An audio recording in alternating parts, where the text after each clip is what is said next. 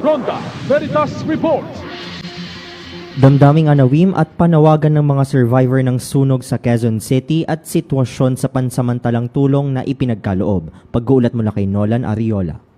Maraming salamat mga kapanalig. Panawagan ng mga biktimang sina Ronald at Amy sa kinaukulan. Baka po pwede mo na kayo ng tulong. Wala po kami bahay. Yung po, nung pa namin bahay, nasunog na. Sa President, baka po pwede mga yung tulungan po nyo kami sa bahay po. Nawagan ko na sana, papalikin muna kami. Hindi, saan kami? Kung halimbawa paalisin kami dito, saan kami punta? Eh, saan kami dalhin? Wala kaming hanap buhay doon.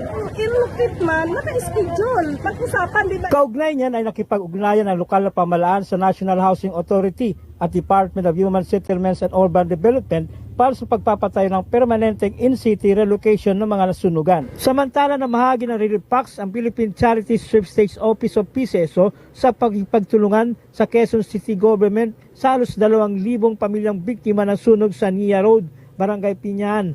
Ang relief packs ay naglalaman ng mga pagkain at mga pangunahing kagamitan na kinakailangan ng mga biktima habang pansamantalang namamalagi sa 7 itinalagang evacuation sites. Modular evacuation tents naman ang ipinaabot ng Metropolitan Manila Development Authority o MMDA na makatutulong sa kaayusan, kalinisan at kaligtasan ng mga evacuee.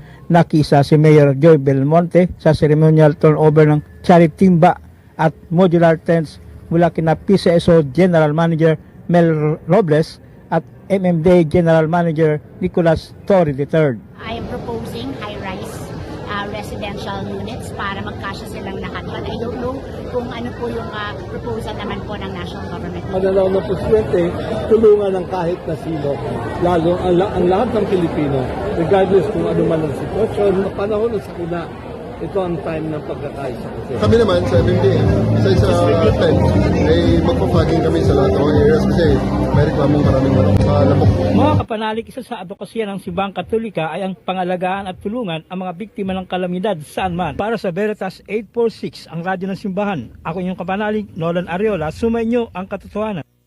Ronda Veritas Report.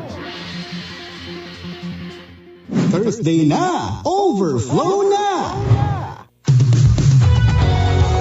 Thursday na, overflow na. At muli po nagbabalik ang ating programang Overflow. Ayan po, kasama niyo pa rin po Ryan Katakutan every Thursday 5 to 6 p.m. Ayan po, no? So basahin lang po natin ang ilan po sa ating mga panalig na nag-comment sa ating Facebook